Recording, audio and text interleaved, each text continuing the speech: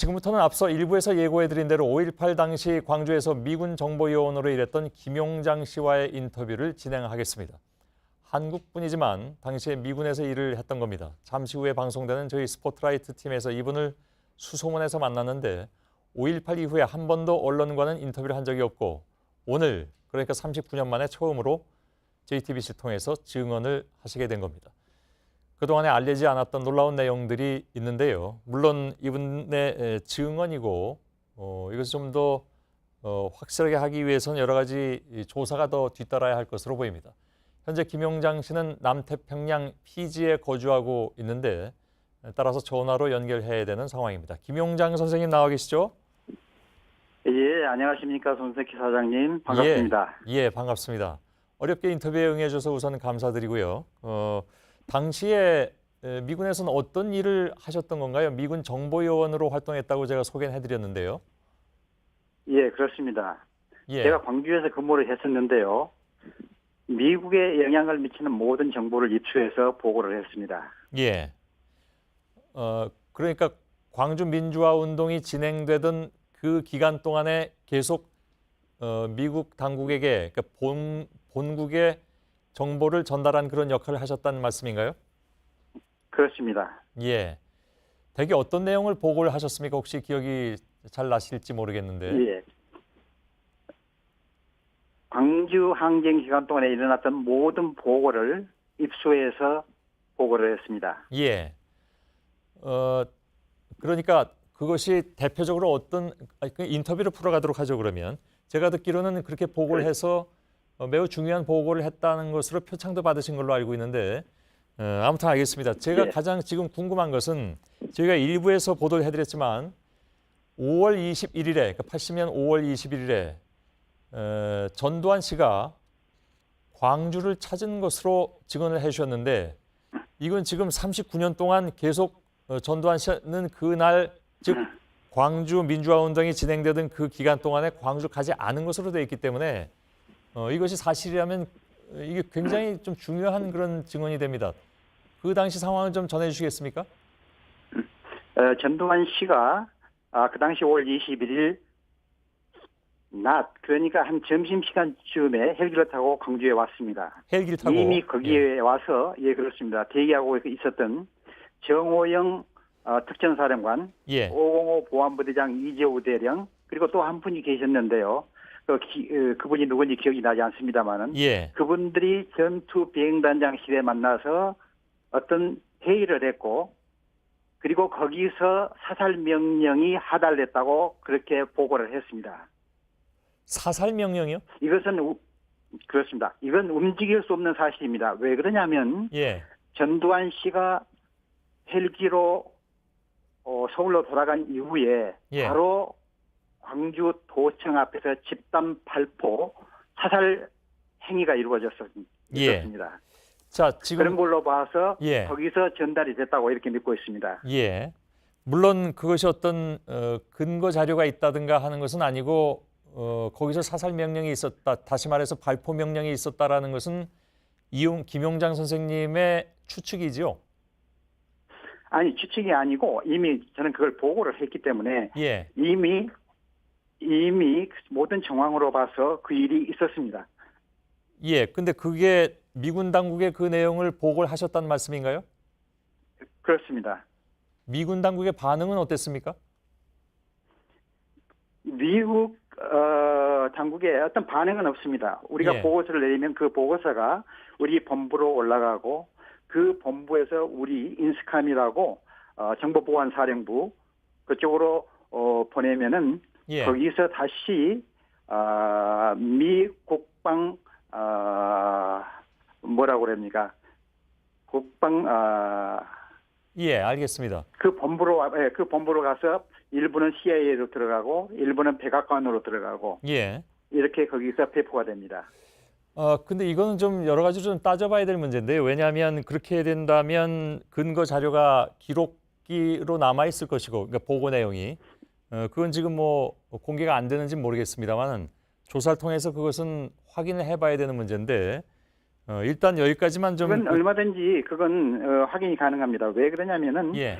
어떤 헬기가 이렇게 출발을 하면은 기록이 남습니다. 그걸 예. 보다가 그 플라이트 플레인이라고 해가지고 비행 계획서라는 것이 있습니다. 예. 그러니까 전두환 씨가 헬기를 타고 어디를 출발했다 하면은 비행 계획서, 영어로 말하면 플라이트 플레인인데요. 그건 절대 남게 되어 있습니다. 예. 또 알겠습니다. 도착해도 마찬가지입니다. 그걸 예. 따져보면 바로 나옵니다. 지금 두 가지를 말씀하셨는데요. 5월 21일에 점심경에 정호영 당시 특전사령관 그리고 505 보안 부대장인 이재우 대령 등이 모여 있는 광주 전투 비행단장실에서 전두환 씨가 도착을 해서 있었고 아마도 거기서 발포 명령을 한 것이 아니냐라는 말씀을 해주셨는데 그것을 미군 당국에 보고를 해주셨다고 했는데 그건 사실 지금 저희한테 어떠한 근거 자료가 있지는 않기 때문에 일단은 이 시간에는 김용장 씨의 주장으로 받아들이도록 하겠습니다. 이건 좀 아닙니다. 이건 내 주장이 아니고 예. 어떤 우리 정보원을 통해서 받은 정보를 보고를 한 겁니다. 예. 나는 지금 앞으로 어떤 얘기를 해도 제가 개인적인 추측이나 제 의견을 얘기하는 것이 아니고 예. 제가 보고했던 내용만을 제가 얘기를 합니다. 그렇습니까? 그러면 거기서 그렇습니다. 발포 명령이 있었다는 것은 어떻게 취득을 하셨습니까? 그 정황으로 봐서 그렇습니다. 그분이 전두환 씨가 서울로 귀경한 바로 발포 명령이 내려졌기 때문에 그렇습니다. 예.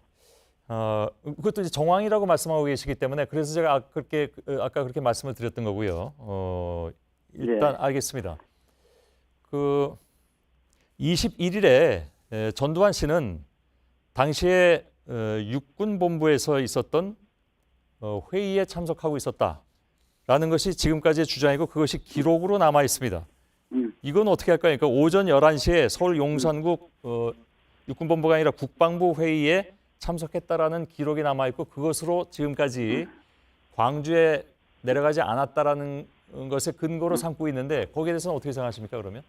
저는 그 기록을 믿지 않습니다. 예. 왜냐하면 광주에 왔다는 사실은 움직일 수 없는 사실입니다.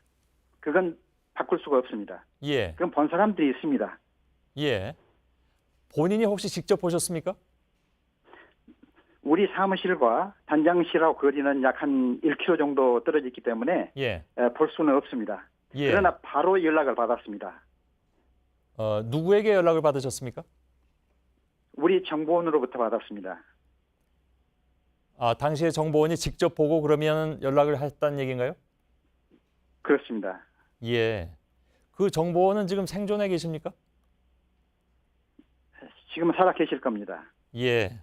연락이 되는 건 아니겠죠, 물론. 물론 연락은 안 됩니다. 예. 저희가 일부 리포트 할 때 예. 21일 오전 11시에 서울 용산 국방부 회의에 참석했다는 그 기록에만 유독 이상하게 전두환 씨가 참석했다고 기록이 남아 있다. 그 전후에 그 다른 모든 회의나 아니면 모임 같은 데에 아니면 행사에 전두환 씨가 참여했다라는 것은 이름이 그렇게 적혀 있지 않은데 21일에 그 회의에만 참석했다고 유독 써 있는 것 자체가 사실 좀 의심스러운 것이다.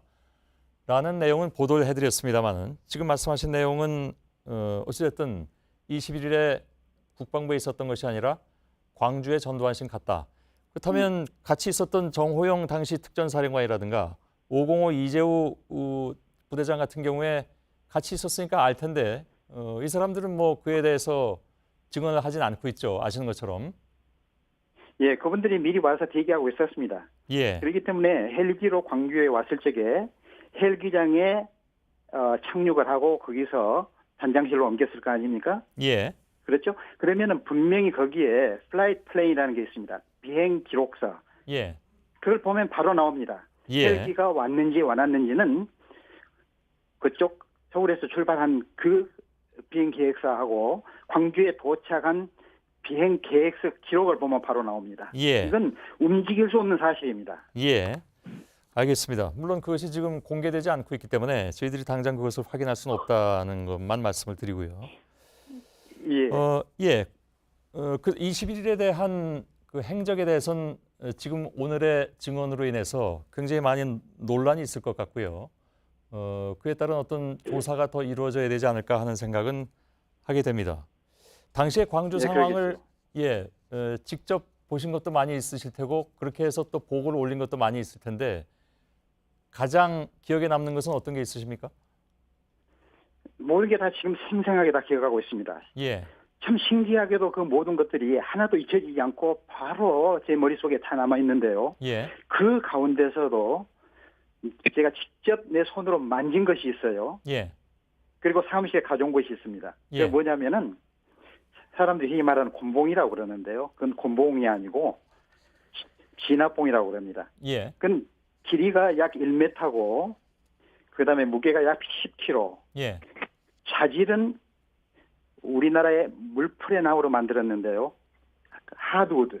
굉장히 강한 나무로 만들어졌습니다. 예. 그걸로 한 대 맞은 사람은 바로 골절이 되거나 그 피해로 인해서 나중에 치명적인 치사에 이르는 그런 무기입니다. 예. 그걸 바로 우리 사무실에 누군가가 갖다 줘서 그걸 우리 본부로 보낸 적이 있습니다. 그게 가장 기억이 남습니다. 예.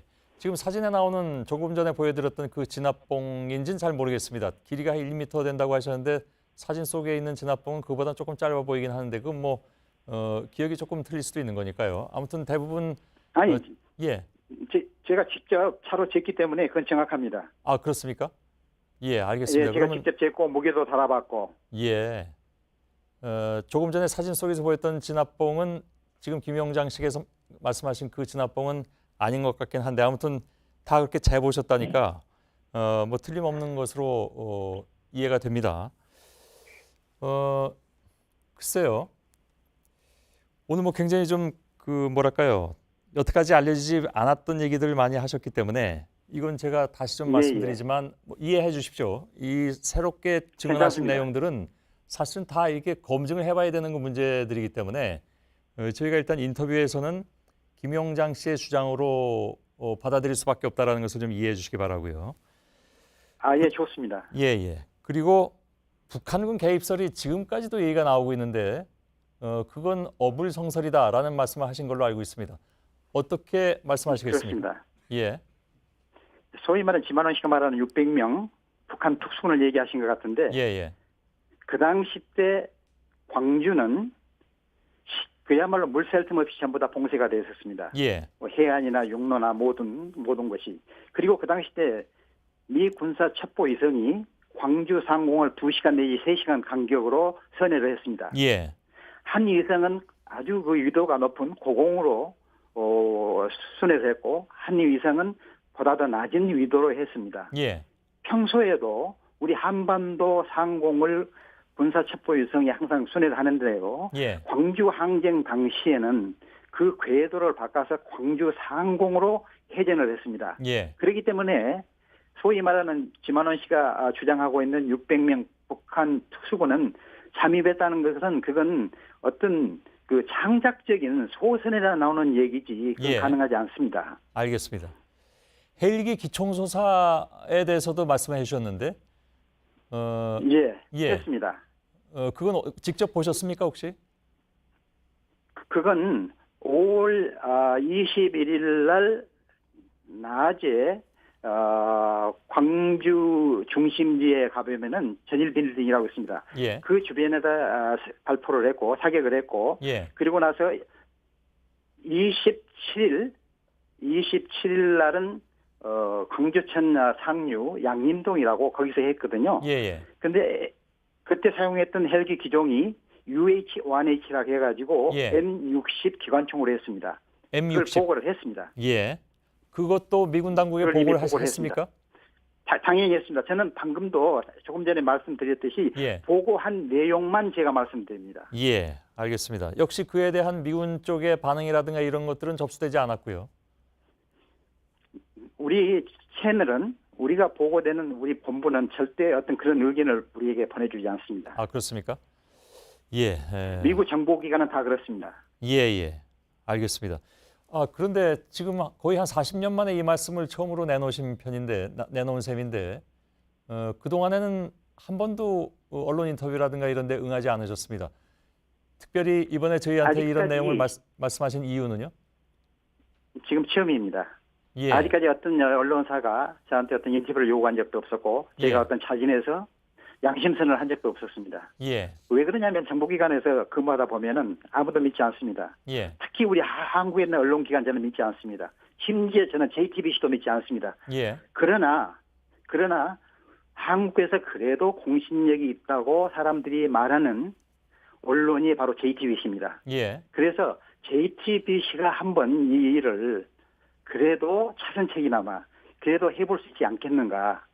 그런 의미에서 제가 했고요. 예. 우리가 그래도 국민들이 살아있는 동안에 광주에 대한 그 진상이 이루어져야지 우리가 만약에 죽고 나면은 그 일을 누가 하겠는가. 예. 지난 39년 동안에 제가 마음속에 가지고 있는 이 십자가는 굉장히 크고 무거웠습니다. 예. 이제 제 개인적으로도 이걸 내려놓고 싶습니다. 예. 이렇게 전부 다 말을 하고 놓으니까 저 개인적으로 마음이 굉장히 그야말로 가볍고 예. 마음이 참 편합니다. 알겠습니다. 저희들이 뉴스 끝나고 바로 이제 이규현의 스포트라이트가 나가는데 거기에서 보다 더 많은 얘기를 들을 수가 있겠습니다. 그러나 오늘 말씀하신 내용들이 사실 굉장히 논란에 빠질 가능성도 있기 때문에 필요하다면 저희들이 김영장 선생님을 더 취재하도록 하겠습니다. 김영장 선생님 고맙습니다. 감사합니다. 예.